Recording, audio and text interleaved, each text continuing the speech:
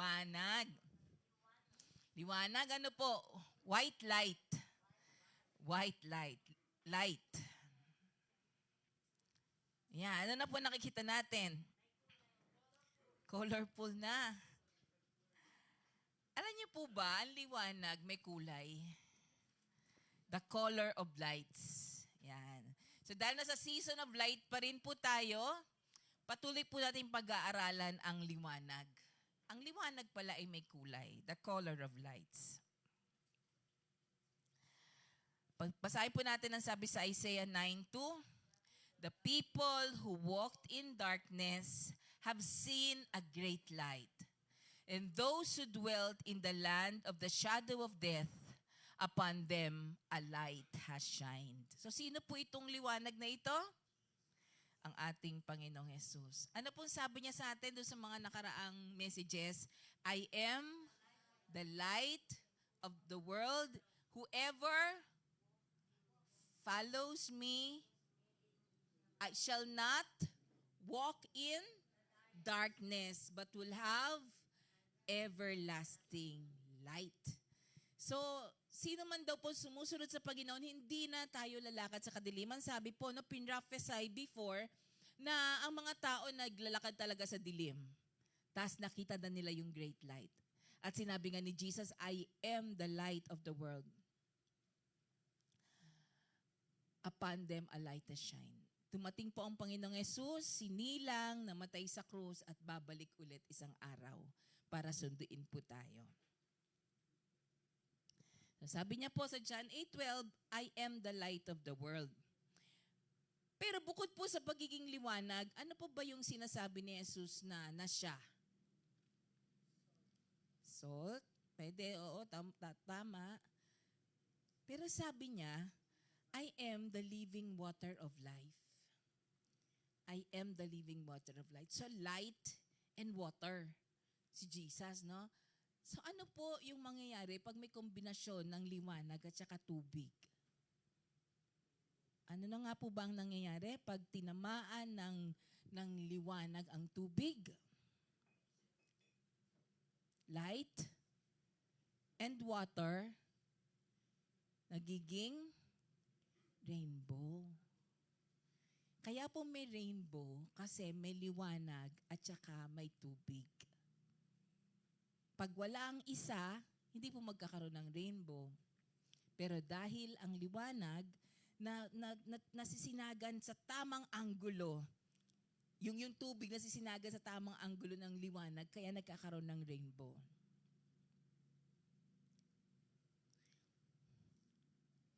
So white light is not a single color. It is made of a mixture of the 7 colors of the rainbow. So yun ang totoong liwanag, mga kapatid. 7 ang kulay niya. 7 ang kulay ng liwanag. At makikita yon kapag gagamit tayo ng prism. Pag magpe-prism ka, inano mo sa liwanag, makikita mo, ay meron palang 7 liwanag, may 7 kulay pala. So ngayon mga kapatid, pag rainbow color associated sa ibang bagay, pero ang totoo po, rainbow is a sign of the covenant of the Lord. We will redeem the color of the rainbow. Kasi yun po talaga yun. Ang liwanag, the white light, has 7 colors. So 7, perfect number pa nga siya. The light has 7 colors, the color of the rainbow. This is how rainbows are formed. Yung sunlight po na split up by raindrops. May mga ulan. Kaya po nagkakaroon ng rainbow. Alam nyo sa atin, mga kapatid, no? May liwanag na tayo, di po ba? Tapos minsan may raindrops din sa buhay natin. Ano po ba yung raindrops? Minsan pag umiiyak ka, no? Pag umiiyak ka, tumutulo ang luha mo, masisinagan ang liwanag na nasa'yo, magkakaroon ng rainbow. So minsan kaya pala, minsan may luha pa din, kahit may liwanag, para makita mo yung bahaghari sa buhay mo. Ano nga po ba yung paghari? When we speak of rainbow, we remember God's. So simulang-simula pong nilabas ang rainbow dun sa flood. na sa panahon ni Noah, after the flood. After the flood. Just as important. Kasi doon pinadala ang rainbow of hope. So pag umiiyak ka na kapatid, kasi baka sabihin mo, ba't ganon? May liwanag na ako. Ba't ganon? Tinanggap ko na ang Panginoong Hesus sa buhay ko. Ba't kailangan ko pa rin umiyak? Ba't kailangan ko pa rin masaktan? Ba't kailangan pa rin may tutulong luha? Naalala ko po nung namatay yung una kong asawa. Sabi ng isang kapatiran sa akin, God puts tears in your eyes because He wanted to place a rainbow in your heart. I was 24 years old then. Unang-una kong narinig yung sinabi niya. Kaya pala may luha sa ating mga mata para magkaroon ng baghari sa ating mga puso. The rainbow of hope. Tingnan nyo na nga ang aking rainbow. Yung binigay ng Lord na kapalit. Di po ba? So kanina po nag-worship tayo, pinaalala ng Lord sa akin, nung nagpakasal po kami ni Pastor, wala po kaming hanap buhay, pinag-resign niya kasi ako. Kinasal po kami November, magpapasko December. Unang-unang Paskong magkasama kami, wala talaga kami kahit ano. Ewan ko kung natatandaan pa ni Kit, hindi namin sila maibili ng damit. Wala kaming kahit. At ang itsura ng bahay namin, para kami nasa kahon ng posporo. Pader, 4 na pader na tinakpan lang ng plywood na may bubong. Tapos pumapanik lang kami, meron lang kaming hagdanan sa loob. Para lang kami nasa kahon ng posporo. Para lang po siyang sabsaban talaga. Natapang nung malulungkot na kami, para pinaalala na sa akin ng Panginoon noon, ganyan lang naman ako pinanganak-anak, di ba? Sa sabsaban nga lang. Tapos minsan magpupunta kami sa grocery, nagpupunta rin naman kami sa mga mall. Tapos titingin-tingin kami dun sa mga masasarap na palaman sa tinapay. Ewan ko, natatandaan ni Pastor, sasabihin niya lagi, pag may pera na tayo, bibili tayo niyan. Lagi niya sasabihin niya, tapos sasabihin niya kay Lakrit. Ewan ko, natatanda ako, sabi ni Kit, gusto niya yung nung panahon nila, yung rubber shoes na nailaw. Sasabihin ni Pastor sa kanila, pag may pera na tayo, bibili ko kayo niyan. Hanggang sa lumaki na sila. Ewan ko kung ibibili pa sila ngayon ni Pastor. Ako, natatandaan ko pa yung pangako sa akin ni Pastor noon eh. Natatandaan ba, Pastor, yon? Ano yon, Pastor? Ayun. Gusto ko ng kwintas na tricolor nung araw. Sabi niya, pag may pera na tayo, may bibili kita dyan. Wala pa rin po akong suot. Ngayon. Hallelujah, nagkalimutan na ata kami. Pero nakakatuwa, mga kapatid. Hanggang sa malimutan mo na lang. Pero ang sarap mangarap pag wala ka pa, pag meron na. Pag-asa ba? Tapos pag halimbawa meron ka na, maiisip mo pala, hindi pala yun mahalaga. Hindi naman na pala yun mahalaga. Ang mahalaga pa rin, may buhay pa rin po tayo. Ngayon, sa mga panahon to, ang mahalaga, maligaya tayo. No, para nakikita ko yung mga tao sa paligid ko, nakikita ko yung mga taong mayayaman, mga nakakaangat sa buhay, tas malulungkot, nakakaawa sila. Na tayo, kahit ganito lang tayo, masaya tayo eh. Kasi alam natin yung pag-asa natin. Alam natin na may pangako sa atin ng Panginoon. Ang sarap lang balikan ng mga panahon na talagang parang walang-wala ka, na parang talagang isang kahig, isang tuka ka lang noon. Ang sarap-sarap lang balikan. At kung halimbawa may kapatiran, may kamag-anak na parang ganun pa rin ang kalagayan mo, huwag ka mawalan ng pag-asa, kapatid. Balang araw, may pag-asa hanggat sa nakikita mo yung baghari na yan. Hanggang sa lumuluha ka. Kasi pag lumuluha ka, may liwanag ka, may baghari kang makikita. May pag-asa ang buhay. Habang buhay, may pag-asa.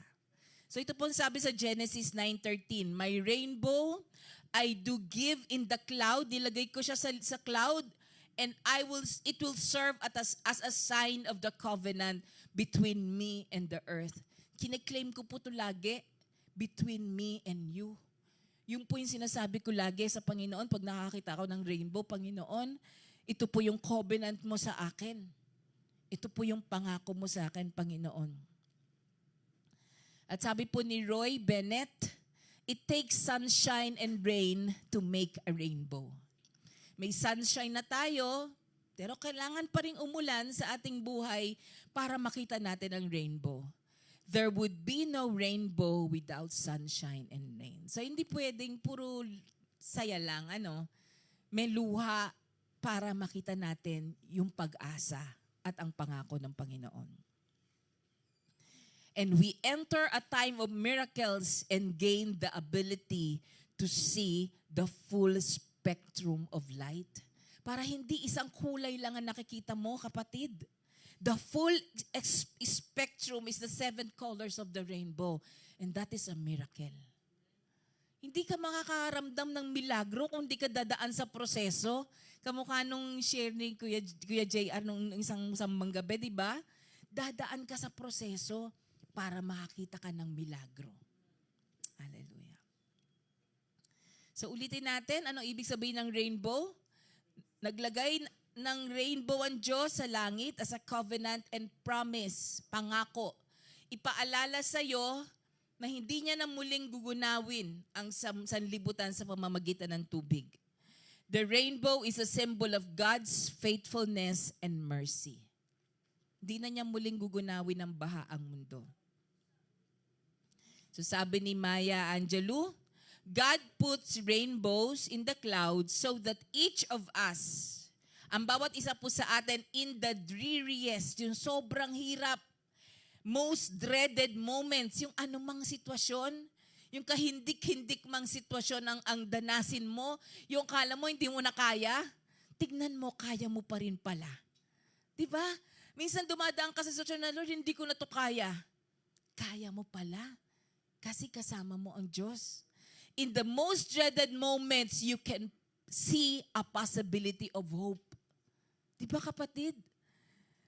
Na sobrang sakit na, sobrang sakit na, iniiyak mo na lang sa Panginoon, Lord, hindi ko po ito kaya. Tapos biglang makikita mo ang bahaghari, and God is reminding you there is hope. May pag-asa ka, anak. When you get high enough in the atmosphere and look down on a rainbow, it is not a semicircle. It is a complete circle. Kapatid, anong itsura ng rainbow pag nakikita natin? Diba semicircle lang? Semicircle lang. Mula dito hanggang dito ang rainbow. Tama po ba? Naniniwala po ba kayo na yun lang ang rainbow? Na semicircle lang ang rainbow? Hindi po. Kung mataas na mataas daw ikaw sa kinalalagyan mo, makikita mo ang rainbow pala ay bilog. May ibig sabihin po yon kung bakit bilog ang rainbow. At kung bakit kalahati lang ang nakikita mo natin. Yung upper semicircle represents God's spoken word. May salita ang Panginoon sa ating lahat, di po ba? The promises in the Bible or the prophesied to us personally. Yun yung nakikita natin. Ano nakikita mo sa buhay mo, kapatid? Yung salita ng Diyos, di ba? Ano meron ka? Mga pangako ng Panginoon na nasusulat sa Biblia. Puro pangako. Nakikita natin to. Nakikita natin yung pangako. Tapos kanina, di ba sabi ko, mag-prophesy ka sa katabi mo. Ano ba nakikita mo kay Jaiki, Sister Beth? Cord. Na hindi siya bibitawan ng Panginoon. Tapos baka nakikita mo, unti-unti siyang lumalayo.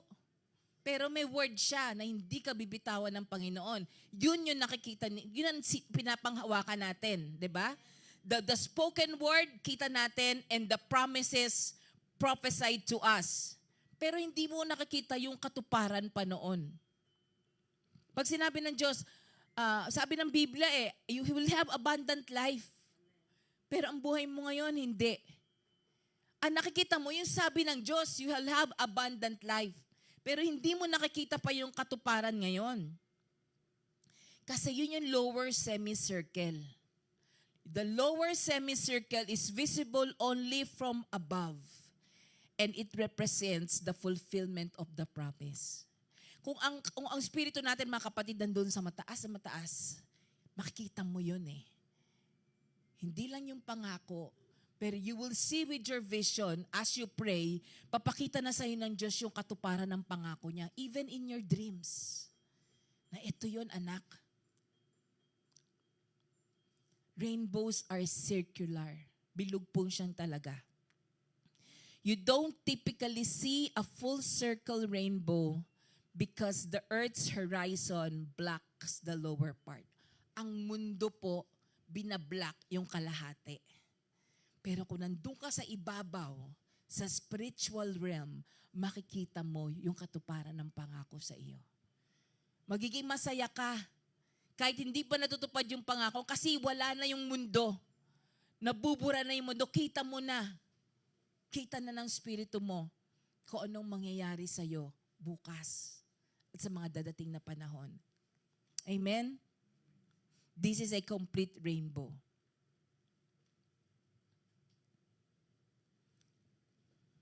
Sabi po sa Revelations 4:2-3, immediately I was in the Spirit, si John the Beloved po to, and behold, a throne was set in heaven. So may trono daw po sa heaven. And the one sat on the throne, nakita niya. And he that sat was to look upon like a jasper and a sardine stone.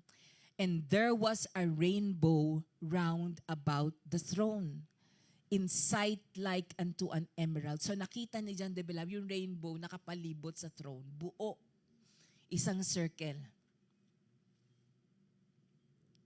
So tayo po, we see only the upper arc. Kalahati lang. The promises, and we often wonder if they will come to pass. Mangyayari kaya? Mangyayari pa kaya yung mga pangako? Makikita ko pa kaya, Lord, yung pangako mo? But from above, tinan nyo ang God, buo eh. Kita niya yung buo eh. God sees both the upper and the lower bands. The promises and their fulfillment. Kita na ang pangako, kita na ang katuparan. Kita ng Diyos lahat. Kita ng Diyos ang bukas. Kita ng Diyos ang iyong kahapon. Singliwanag kung gaano niyo nakikita ang iyong ngayon. Pareho po ang pangako at ang katuparan. Kasi po ang Diyos na nangako ay tapat. Hindi po puro pangako lang ang ating Panginoon. Pag sinabi niya, mangyayari yon. The rainbow was not just over God's throne, hindi nasa ibabaw. The rainbow was around God's throne. Napapalibutan po ng bahaghari ang trono ng Diyos. From heaven's perspective, God's promises and their fulfillment. Nangako ako sa iyo, anak, tutuparin ko ang pangakong yan. Kasi ang pangako ko at ang katuparan ng pangako ko, one and the same. Iisa lang. Pareho kong sinabi yan. Mag-iintay lang tayo, mga kapatid, in God's perfect timing. Amen? Kasi anong sinabi ng Diyos, gagawin niya. Amen? Alam niyo po na message na to years ago. Natatandaan ko, mensahe ito, hindi pa tinatawag si IB para maging teacher. At tanong na sila ng tanong, intay na sila ng intay, kailan kaya ako tatawagan para magturo?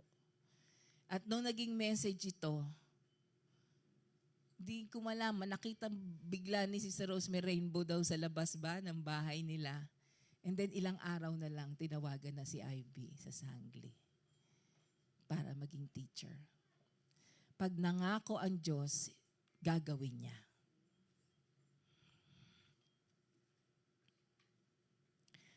The rainbow is a symbol of God's faithfulness. So hindi lang po pangako, katapatan. Tapat po ang Diyos sa kanyang mga pangako. The rainbow around the cloud is seen as a symbol of hope, pag-asa, awa, at pag-ibig. So every time you see a rainbow, it gives you hope. And then maiisip mo yung awa ng Diyos na kahit na ang sama natin, hindi tayo karapat-dapat sa kanyang mga kabutihan, parang paulit-ulit tayo sa kasalanan nating ginagawa eh. Pero yun na lang, ganun na lang ang awa ng Diyos sa atin kasi ganun niya tayo kamahal. Rainbow will give us sight to see what is right. Kasi it's light. So pag nakakita ka ng rainbow, it's light. Bibigyan ka ng paningin para makita natin kung ano nga ba ang tama. And then dahil tubig, it will hydrate us back to life. Alam niyo ba yon? Nakakita na ba kayo ng noodles na nilalagyan ng gulay? Di ba po, lahat naman tayo, ano itsura ng mga gulay na yon? Tuyot. Tapos pag nilagyan mo ng tubig, magulat ka, umalas na yung tuyot na gulay. Yun po ang ginagawa sa atin ng tubig. Tuyot na tayo, pero pag natubigan ka, nagkakaroon ka ulit ng buhay. So every time we see a rainbow, it gives us sight and it gives us hydration. Nade-dehydrate ka na ba, kapatid? Alam niyo po ba yung pag nade-dehydrate na ang tao, ano nang susunod na mangyayari sa'yo? Mamamatay na, di ba? Kailangan nating dalhin sa ospital para tayo malagyan ng dextrose. Kasi dehydrated na. Ano yung sabi natin dati pag madilim? Ang darkness is a symbol of sorrow. Ang darkness is a symbol of anger, of pride. Ano ba yung sinisimbolize ng darkness? Alam niyo po ba, lahat ng yon is a sign of spiritual dehydration. When you are spiritually dehydrated, malungkot, laging galit, laging nag-aalala, laging, tinan nyo nga ang muka. Pag ang mukha mukhang tuyot na gulay, dehydrated na yon. Diba? Pag pasas, ayun, pasas, tuyot, tino yung ubas yun mga kapatid. Pero pag rehydrated ka na, mukha ka ng ubas. Makinis na muli yung balat, hindi ka napasas. Nakikakaroon ka ng buhay, nawawala na yung lungkot. O, tingin mo yung katabi mo, nakangiti na ba? O, mukha na siyang ubas. Umiistra na ulit ang balat. Alam niyo, pag nakangiti, umiistra yung pisngi, di ba? Subukan niyo nga kumunot ang noo, sakit dito, oh. Pero pag umingiti ka na, wala nang guhit dyan. Wala nang guhit kasi nakangiti na, nakaistra na. Ito na yung bilog na bilog yung mga pisngi niyo. Busog na busog. Mamula-mula pa. So, ang sarap po kapag hindi tayo dehydrated. That is a sign na we saw the rainbow. May pag-asa ka na ulit. You saw the rainbow. Nagliliwanag na ulit ang mukha mo, ang buhay mo. Nag-uumapaw na uli ang liwanag and there is joy. Ganda, no? Pag makulay, maganda eh. Yung black and white na TV nung araw, hindi nakakatuwang panoorin eh, di ba? Inabutan ko yun eh, yung black and white, tapos nanonood ako ng Miss Universe. Sabi ko, ano kaya itsura nitong mga damit nila? Although ang gaganda ng tabas, hindi ko makita ang kulay. Sabi ko, gusto ko magkaroon ako ng colored TV. Pangarap ko lang yun nung araw. So iba kapag we see colors of the rainbow. Hindi lang yung liwanag. Hindi enough para ang makita lang natin ang white light. Mas masarap na makita natin yung colors of the light, which is the spectrum, the 7 colors of the rainbow. It will hydrate us back to life. It will make us see what is right. It will restore hope, knowing that all His promises are complete. And yes and amen. Sabihin mo sa kapatid mo, sa katabi mo, kapatid, may pag-asa. Masaya ka ba? O, anong sagot? Masaya naman. Tignan mo nga kung masaya. Pakita nga ng masaya. Paano kaya sasaya talaga? Ano kaya? Hindi naman hindi totoo. Minsan kahit may pera, malungkot pa din eh. Kapag may sakit ka, yung pera mo, ospital lang lahat ang punta niyan. Di ba? Maganda, malusog ka, buhay ka, nandyan pang mahal mo sa buhay. At higit sa lahat, you see the rainbow in the cloud. There is hope. Hallelujah. So there's always a rainbow at the end of every rain. Kapag umiiyak ka at matindi na yung iyak mo, isipin mo lang na may bahaghari sa dulo nito. Matatapos din ito and I will see a rainbow. Claim mo yon. Ang usong-uso sa mga bata ngayon, manifesting, di ba? Ginagamit nila yung salita natin ng prophetic word, manifesting.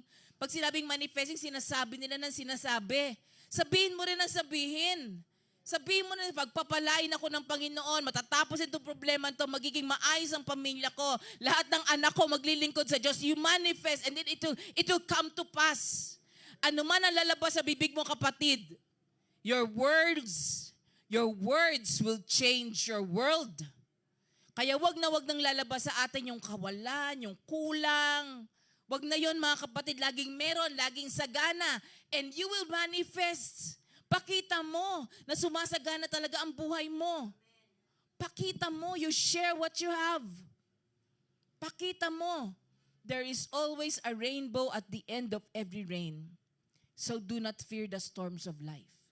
Mas malakas yung ulan, mas madaming tubig, mas maliwanag yung rainbow, kapatid. Pakatapos nun, mas maliwanag yung rainbow.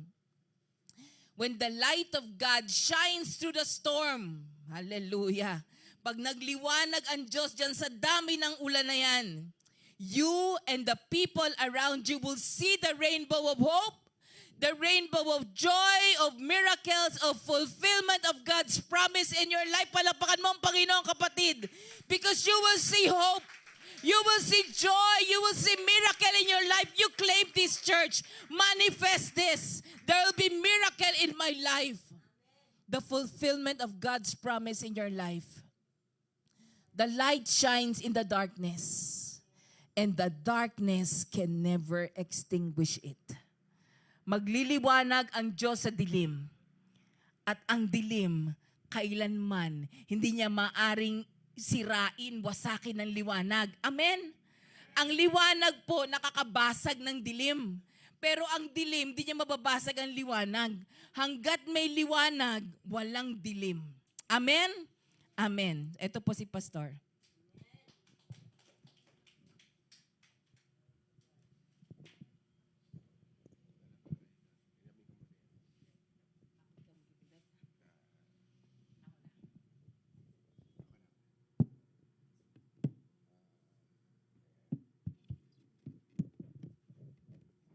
Sabi diyan, do not fear the storms of life. So, meron at meron talaga hong bagyo sa ating buhay. At hindi buo ang buhay ng isang tao kapag walang bagyo. Po, kailangan talaga may bagyo. Kailangan na kung saan ay merong darkness, no po. Ang Diyos po, balanse po siya eh.